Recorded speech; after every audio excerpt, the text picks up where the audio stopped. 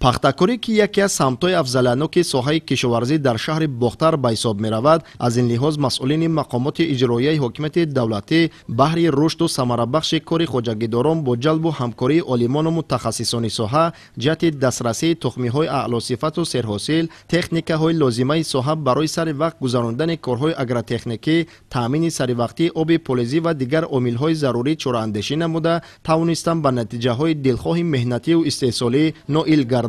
бо истифода аз рӯзҳои мусоиди фасли тирамоҳ кормандони ташкилоту идора, муассисаҳои олии таълимӣ ва сокинони касбу кори гуногуни шаҳр дар маъракаи ҷамъоварии ҳосили пахта ба хоҷагидорону чинякчон кӯмак мерасонанд. ин навбат зиёда аз 1000 нафар кормандони ташкилоту муассиса, раёсату бахшҳои мақомоти иҷроияи ҳокимияти давлатӣ ва дигар коллективҳои меҳнатӣ дар пахтазори хоҷагиҳои шаҳри бохтар ба ҳашари умумӣ омада, дар сари вақт ва беталаб ҷамъоварӣ кардани дастранҷи пахтакорон ҳиссагузорӣ кардаанд. иқдоми мазкур бо ташаббуси масъулини мақомоти иҷроияи ҳокимияти давлатии шаҳри бохтар роҳандозӣ гардида, ҳадафи он сари вақт ва беталаб ҷамъоварӣ намудани ҳосили дар саҳро буда мебошад. тибқи иттилоъ, ин мавсим дар шаҳри бохтар кишоварзон дар масоҳати зиёда аз 250 гектар кишти тухмиҳои ба боду ҳавои минтақа мувофиқи пунбадона кишт намуда, дар натиҷаи меҳнати софдилунаву дуруст ба роҳ мондани корҳои агротехникӣ, аҳли заҳмат тавонистанд аз аввалинҳо шуда аз иҷрои дурнамои истеҳсолӣ бароянд.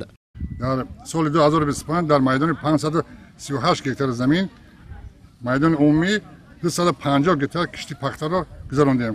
навъҳои пахтаи Б70, дӯстӣ, хитоӣ, туркӣ, ҳаминҳо ҳамаро гузарондем ки самараи нақс дод.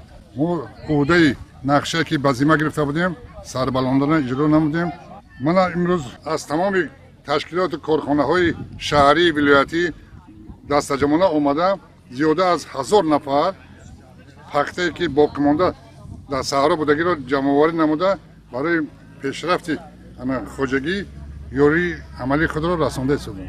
ба гуфтаи масъулин, имрӯзҳо дар баробари иҷрои дурнамои истеҳсоли пахта ҳамчунин раванди бомароми маъракаи ҷамъоварии ҳосил дар хоҷагиҳои деҳқонӣ идома дошта, кишоварзон азм доранд ки ҳосили боқимондаро ҳарчи зудтар беталаб ҷамъоварӣ карда ба корхонаҳои коркарди пахта супоранд. қобили зикр аст ки раванди натиҷабахши фаъолияти мақомоти иҷроияи ҳокимияти давлатии шаҳри бохтар дар доираи ҳашари дастаҷамонаи пахтачинӣ ки аз ҷониби мақомоти иҷроияи ҳокимияти давлатии вилояти хатлон роҳандозӣ гардида аст, баҳри вусъат ёфтани марҳилаи ҷамъоварии ҳосил ва таъмини дурнамои истеҳсолии вилоят такони ҷиддӣ хоҳад бахшид. гуфта мешавад ки ташкили чунин ҳашарҳои дастаҷамонаи пахтачинӣ минбаъд низ роҳандозӣ мегардад.